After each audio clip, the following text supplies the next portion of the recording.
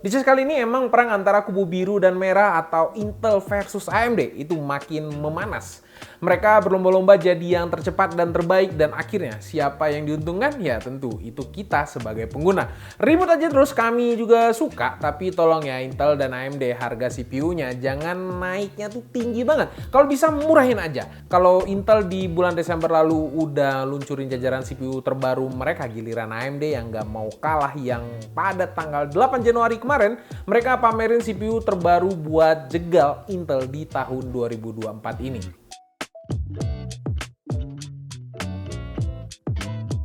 Kalau ngomong soal CPU itu mungkin kita bisa ngomong kencang-kencangan, siapa yang paling kencang. Tapi kalau ngomong soal gambar atau kualitas gambar video, itu kita percayakan sama Lumix yang di samping kita. Karena video-video kita itu direkam melalui Lumix S5 Mark II X dan sengaja kita pilih ini karena menurut kita untuk pengoperasiannya, dari detail gambarnya dan semua-semuanya itu mendukung di Lumix S5 Mark II X ini untuk editor kita. Dan macam-macam lensanya juga udah banyak dan yang paling penting di editor kita itu adalah masalah LUT, karena pas lagi coloring itu tuh pada ribet banget karena berbeda kondisi pasti grading warnanya beda-beda. Nah kalau di sini kita tuh bisa apply LUT yang kita mau dan kita bisa langsung preview dan kita bisa langsung record tanpa harus mengotak-atik warna lagi. Jadi kita cuman touch-up dikit aja pas editing karena produksi video di kita itu lumayan fast pace. Satu lagi yang mungkin bisa gue kasih tahu ke kalian, kamera yang kita pakai ini kamera full frame dan lensanya juga udah banyak banget variannya yang bisa luas, bisa wide, bisa zoom dan banyak macamnya.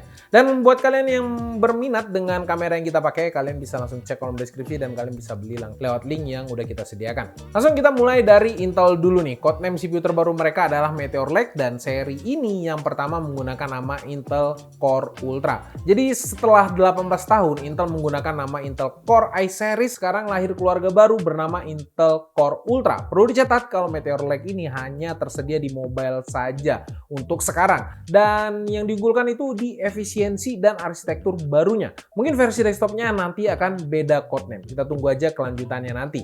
Sebelum kita masuk ke teknologi dan penjelasan yang ribet, kita cari tahu dulu nih kenapa Intel kasih penamaan baru untuk prosesor mereka. Yang pertama untuk menjadi pembeda current gen atau generasi sekarang dengan next gen-nya.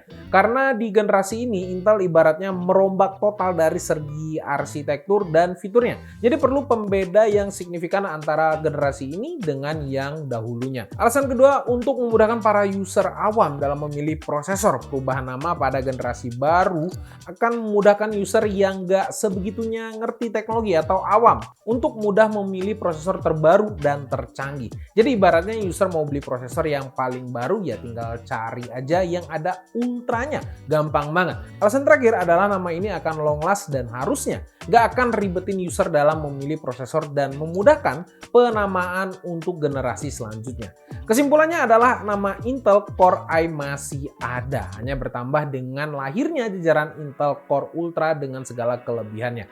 Nah sekarang kita bahas teknologinya. Apa sih yang dipakai di Meteor Lake ini dan sejauh apa sih generation leap-nya dibanding yang lain? Meteor Lake ini menggunakan konsep tile, simpelnya yang biasanya dalam satu CPU Intel terdiri dari satu die yang berisi semua komponennya. Sekarang dengan tile arsitektur Meteor Lake ini, satu CPU-nya menggunakan 4 tile yang terdiri dari grafik, SoC, compute, dan I/O. Cuman kalau ditanya menggunakan fabrikasi berapa nm, kayaknya agak susah menjawab karena dalam 4 tile ini bisa menggunakan fabrikasi dari manapun. Contohnya yang gua tahu ini ya, GPU-nya menggunakan fabrikasi 6nm dari TSMC, itu kompetitornya. Sisanya ya nanti kita tanya lengkapnya aja ke Intel langsung. Yang mau gua sampaikan di sini, dengan tile arsitektur seperti ini bisa menggunakan atau mengadopsi komponen dari luar atau kompetitornya ke dalam satu CPU Intel.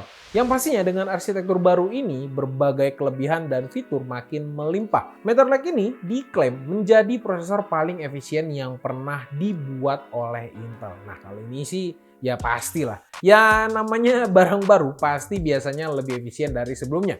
GPU bawaannya yang dipakai bukan Iris lagi, melainkan sudah pakai Intel Arc GPU yang jauh lebih powerful. Meteor Lake ini juga sudah dibekali 3 AI engine, yaitu pada CPU untuk Fast Response AI Workload, NPU atau Neural Processing Unit untuk Low Power AI Workload, dan GPU untuk AI content creation. Perlu dicatat bahwa Intel Core Ultra ini hadir dalam dua jenis, seri U untuk low power dan seri H untuk high performance. Dan GPU Intel Arc itu hanya ada di seri H aja. Jadi jangan salah pilih nanti kalau pilih laptop dengan Intel Core Ultra. Nah sekarang kita bahas lebih dalam lagi satu-satu. Yang pertama, Intel klaim kalau generasi terbarunya ini lebih efisien 25% dengan embel-embel the most efficient x86 prosesor dibandingkan dengan Intel Core i7 generasi ke-13 untuk load entertainment kayak Netflix. Kalau dibandingkan dengan AMD Ryzen 7 7840U dengan daya yang sama 28 watt, Intel Core Ultra 7 ini lebih irit sampai 79%. Tapi ingat, ini klaimnya Intel. Untuk performanya sendiri, Intel klaim kalau Intel Core Ultra 7 165H lebih kencang 11% untuk multicore-nya dibandingkan dengan AMD Ryzen 7 7840U. Sementara untuk single thread-nya itu 12% lebih kencang. Nah, pada poin ini Intel Gen 13 malah lebih kencang daripada seri Ultranya. Ya, agak aneh emang, jadi tambah penasaran aja mau coba lebih cepat. Oke, lanjut untuk multimedia, Intel Core Ultra lebih kencang sampai 41% dibandingkan AMD Ryzen 7 7840U. Kalau beneran gini sih harusnya asik buat content creator yang nggak suka laptop tebal tapi mau performa kencang dan efisien. Selanjutnya beralih ke Intel Arc GPU. Untuk arsitekturnya menggunakan Xe-LPG arsitektur terbaru yang diklaim punya performance 2 kali lipat dan performance per wattnya 2 kali lipat juga. Kalau dibandingkan generasi sebelumnya bukan lawannya. Untuk fiturnya udah support DirectX 12 Ultimate dengan hardware ray tracing, sudah support media engine terbaru EV1, support teknologi display terbaru, punya DP4A engine untuk AI accelerator dan support Xe Super Sampling untuk upscaling. Intel juga kasih chart nih yang menunjukkan kalau performanya sampai 2 kali lipat. Simak baik-baik ya. Ini naiknya sampai 2 kali lipat, bukan 2 kali lipat keseluruhan performance-nya naik. Malah GTA 5 hanya naik 9% aja, tapi ada 5 game juga yang naiknya di atas 80%. Oke lah, cuman bahasa marketing Intel emang jago aja. Nah, kalau dibanding kompetitornya ternyata naiknya 5% rata-rata dari 18 game yang diuji. Selanjutnya teknologi upscaling Intel yaitu XeSS yang bisa menaikkan FPS rata-rata sampai 39%. Upscaling lain juga sih sebenarnya ya gitu-gitu juga. Tapi nggak apa-apa, tiap brand boleh punya teknologi sendiri yang sebenarnya mirip-mirip aja fungsinya. Yang terakhir soal AI. Tahun ini AI sih tambah gila aja. Everything marketingnya dibungkus dengan AI. Bukan cuma Intel aja, brand-brand lain juga atau kompetitornya. Iya sama, gimmick-gimmick AI selalu bertebaran di mana-mana. Nah, yang seperti yang dijelaskan tadi juga, Intel Meteor Lake punya 3 AI engine, yaitu di CPU, NPU, dan GPU. Dan ketiganya ini bisa bekerja secara bersamaan. Sampai Intel dengan bangga menyebutkan kalau Meteor Lake ini sebagai the best AI PC experience.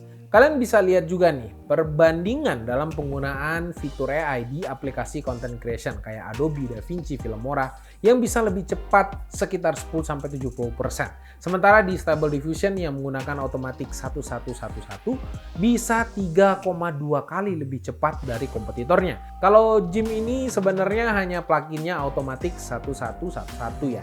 Gua sendiri belum pernah pakai sebenarnya dan dia sih bisa lebih cepat 5,4 kali lipat. Menarik sebenarnya ini buat dicoba. Intel juga targetin kalau Meteor Lake ini akan support sampai 100 lebih AI vendor dan 300 lebih AI fitur di Q2 tahun ini. Banyak aplikasi yang familiar kayak Adobe, Microsoft, Zoom, Blender, dan banyak lagi lainnya. Gue sebenarnya agak bingung nih untuk penggunaannya ini buat apa? Low level AI kah? Generatif kah? Atau ya karena fiturnya banyak tapi pada akhirnya gue bertanya sendiri, apa gak kasihan jalanin software AI yang berat di laptop? Contohnya kayak Stable Diffusion, itu kan berat banget dan butuh waktu yang cukup lama untuk generate satu gambar misalnya.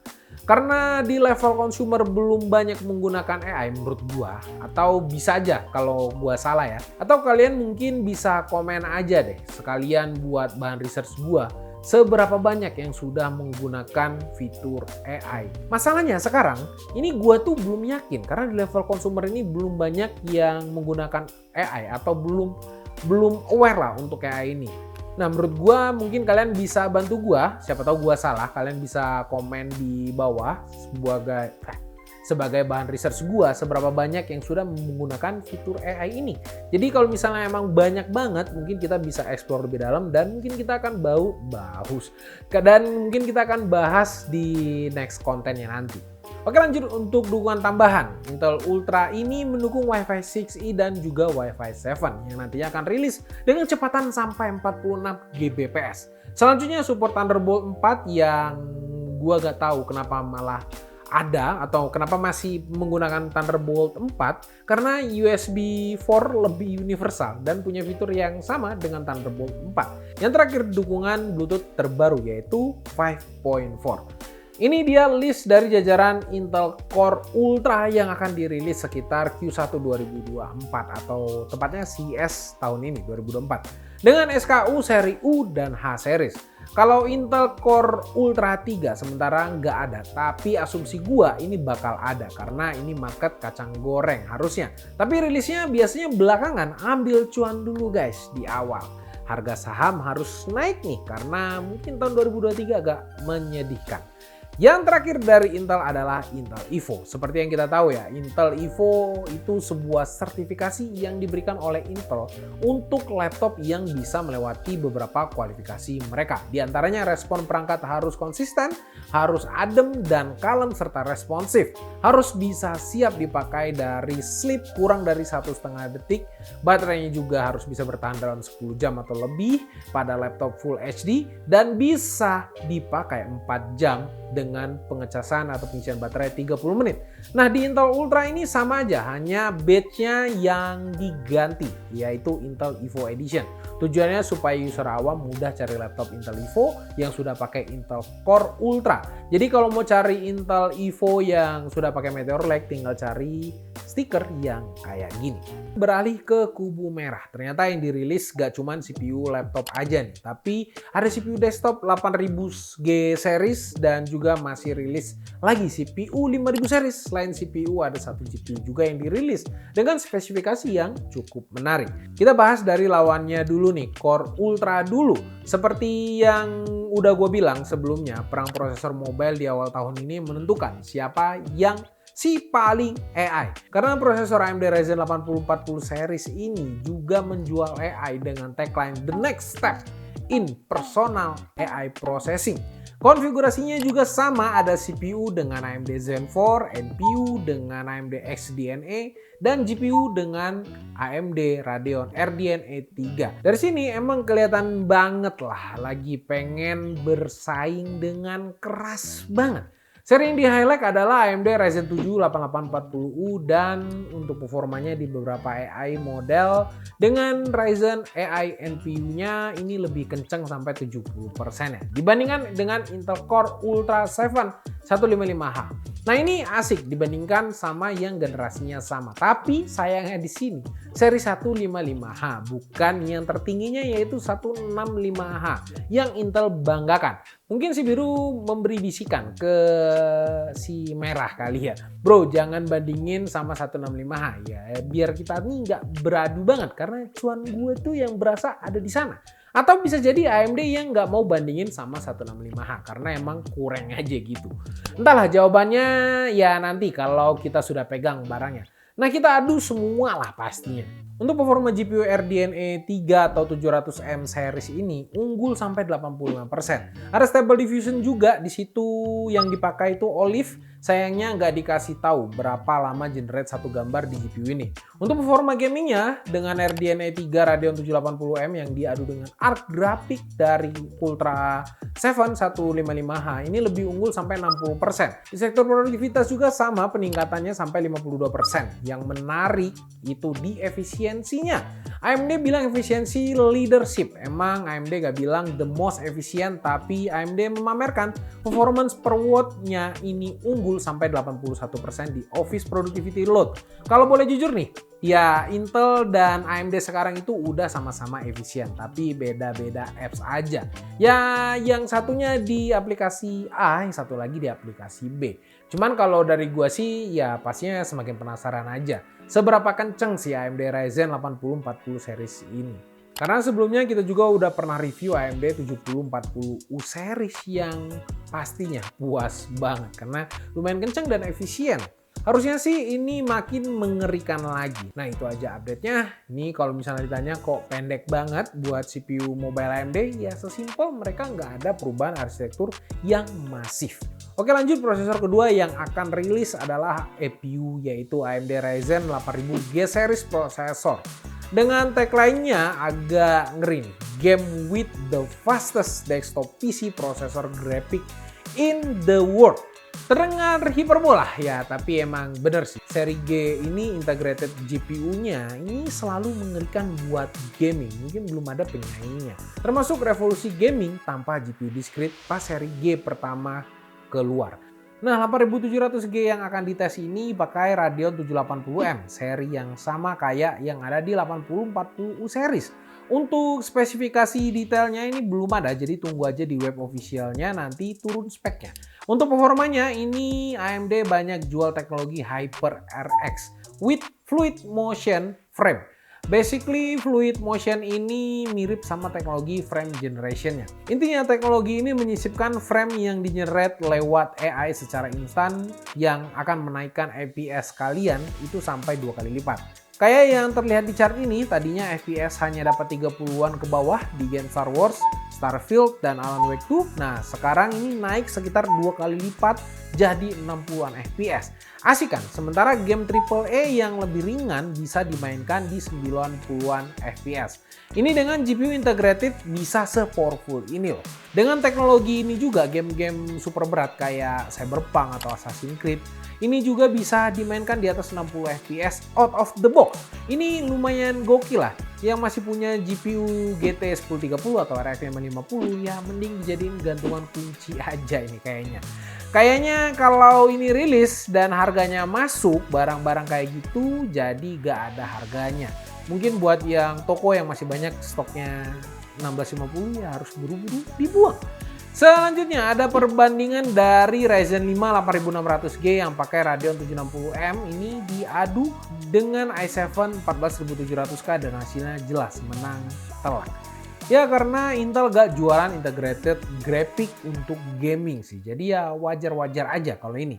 Yang menarik GPU 760M dan 780M ini beda performanya ini 10-60%. Gapnya ini lumayan jauh. Tapi sebenarnya gue penasarannya sama performa Radeon 740M-nya, cuman belum ditampilin di sini. Selanjutnya AMD berani kasih perbandingan dengan Intel Core i5 13400F yang dipadukan dengan Nvidia GTX 1650. Dan hasilnya ini gila buat toko-toko komputer buang jauh-jauh stok GTX 1650-nya. Ada 3 game yang kalah tapi cuman tipis banget sekitar 10%. Sisanya unggul sampai 30%. Keren parah sih ini. Ternyata gua salah, bukan 1030 atau RX 550 yang bakal gak ada harganya. GTX 1650 pun bisa musnah. Untuk produktivitas masih dibandingkan dengan konfigurasi yang sama dan rata-rata unggul semua, bahkan sampai 4 kali lipat. Ini sih bukan cuma jadi ancaman buat Intel ya, tapi Nvidia juga. Untuk Ryzen AI-nya sama dengan 8040 seriesnya ya, karena secara software ya sama aja. Selanjutnya yaitu AMD Ryzen 5000 series. Gua kira AMD ini udah move on ke 8000 series. Ternyata salah. AMD belum selesai sama platform AM4-nya. Ya lumayan lah, ini buat angin segar yang nggak mau atau belum mau beranjak ke DDR5. Jadi umurnya ini bisa lebih panjang lagi. Yang pertama ada AMD Ryzen 7 5700 X3D. Rumor tentang CPU ini udah lama beredar. Dan digadang-gadang bakal jadi best performance per dollar gaming CPU. Karena memang teknologi 3D V-Cache-nya yang bisa mentokin cache prosesornya bisa meningkatkan FPS yang lumayan tinggi. Di sini AMD membandingkan dengan prosesor dengan harga yang sama di 249 Intel Core i5 13600K dan mendapatkan peningkatan performanya bisa unggul sampai 13%. Lumayan tinggi lah dengan harga yang sama. Ini sih sebenarnya AMD gak mau kasih ruang aja buat kompetitornya walaupun di platform generasi yang sebelumnya. Tapi buat yang terlanjur udah punya 13600K, kalian butuh skill tuning aja untuk nyamain gapnya. Nanti kita coba aja kalau udah pegang barangnya apakah bisa nyamain performance-nya apa enggak. Nanti kita akan buat konten terpisah. Di kelas mid-range-nya, AMD juga kasih Ryzen 7 5700 polos di harga $175. Untuk perbedaannya menarik nih, ternyata 5700 polos ini punya base clock 300 MHz lebih tinggi dari 5700X. Selain itu, cache-nya lebih rendah 16 MB dan sayangnya di sini masih nggak support PCIe Gen 4. Tapi dengan harga sekitar $30 lebih murah bisa jadi poin plus. Sayangnya soal performa nggak diadu sama 5700X. Mungkin takut saling sikut di dalam satu rumah. Ya jadi pembandingnya adalah Intel Core i5 12400F yang punya SRP $175 juga. Performa gamingnya ini tipis-tipis unggul sampai 5%. Ini sih sebenarnya kelihatannya untuk menuhin kekosongan di pasar aja sih. Yang terakhir nih yang paling menarik buat para budget gamers ada the powerful all-in-one gaming processor yaitu AMD Ryzen 5 5600 GT dan 5500 GT. Ini sih pertama yang pakai seri-seri GT gini. Bedanya 5600 GT itu 6 core 12 thread, sementara 5500 GT-nya ini 4 core 8 thread. Ini AMD salah ketik ya, kalau sama-sama 6 core 12 thread, prosesor ini nggak ada bedanya. Tujuannya sih emang seri refresh dan penyempurnaan dari pendahulunya 5600G. Sayangnya masih menggunakan AMD Radeon Graphic, jadi jangan berharap ada kenaikan performa yang signifikan. Kalau dilihat dari performa gamingnya ini sih naik sampai 10%, sementara di kelas produktivitas naik sampai 11%. Sementara untuk 5500 GT performa gamingnya ini naik sampai 3% dibandingkan 5600G dan produktivitasnya naik sampai 10%. Lumayan lah, bisa jadi pilihan para budget PC builder karena harganya ini yang bikin killer. Ryzen 5 5600 GT punya SRP $140 dan 5500 GT di $125. Mungkin masuk Indonesia mulai dari 2 jutaan kali ya harganya. Ini patut ditunggu. Yang terakhir dari AMD yang menurut gua paling menarik yang bisa memporak-porandakan pasar per GPU-an gaming dunia yaitu AMD Radeon RX 7600 XT 16GB.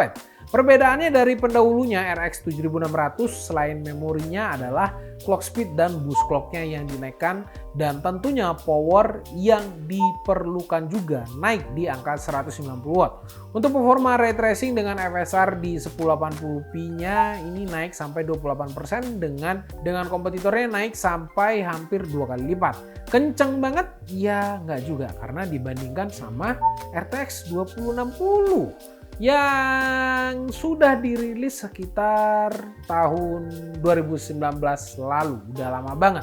GPU baru diadu sama teknologi 5 tahun lalu. Ya ngapain juga ini AMD. Coba dong bandingkan sama RTX 3060 gitu. Karena MSRP-nya harusnya sama. Sementara untuk performa gamingnya di 1440p naik sampai 30% dibandingkan dari RX 7600. Tapi sebenarnya bukan raw performance kayak gitu yang dijual sama AMD. Karena yang sebenarnya dijual adalah teknologi Fluid Motion Frame dari AMD HyperRX. Nah, di sini baru berani diadu sama Nvidia RTX 4060. Karena secara raw performance mereka ini mirip-mirip. Tapi kalau untuk Fluid Motion-nya dinyalakan, performanya bisa naik 2 kali lipat lebih. Kok bisa lebay gini naiknya? Soal ini sih kalian harus sabar sedikit buat nungguin para reviewer buat tes langsung ya. Bener nggak dapat angka segini? Apa drawback-nya? Karena biasanya teknologi baru kayak gini biasanya ada kekurangan kayak bikin gambar buram atau artifak. Jadi jangan terlalu percaya marketing material kayak gini lah. Coba sendiri atau tunggu nanti reviewnya. Yang selanjutnya menarik lagi adalah dukungan generatif AI di GPU ini. Karena 7000 series sudah punya AI Core jadi bisa menyaingi si hijau. Ditambah lagi memorinya yang super jumbo bikin generate gambar di Stable Diffusion atau SDXL makin ngacir. Sayangnya lagi belum ada perbandingan sama hijau rajanya AI. Yang ada perbandingannya sama pendahulunya RX 7600 8GB yang bisa sampai 30% lebih powerful, lebih ngebut. Untuk harganya sendiri SRP-nya di sekitar $329 dan akan rilis di tanggal 24 Januari. Jadi siapkan budget kalian kalau mau icip-icip. Yang terakhir yang harus di-mention sedikit yaitu AMD Advantage Ini mirip sama Intel Evo, bedanya Intel Evo lebih kejar efisiensi, AMD Advantage lebih kejar performance. Ada dua sertifikasi dari AMD ini, yaitu AMD Advantage dan ada lagi AMD Advantage Premium dengan tagline Design for Incredible Gaming. Intinya keduanya sama-sama standar dari mulai performa, hardware, teknologi, software yang harus sesuai dengan checklist mereka. Dan ini gak cuman ada di laptop, tapi di desktop pun ada. Untuk lebih lengkapnya bisa main ke website AMD Advantage-nya aja langsung. Nah, setelah lihat pertarungan sengit si paling AI dari AMD dan Intel, kira-kira apa yang paling kalian tunggu di tahun ini? Kalian boleh langsung komen di kolom komentar. Atau minimal di bulan inilah, kira-kira yang udah kalian incer banget gitu apa? Nah, komen aja langsung di kolom komentar. Oke, mungkin sekian dulu konten kali ini. Agak capek, panjang banget videonya. Sampai jumpa di video selanjutnya. Gua Rodi. Bye-bye.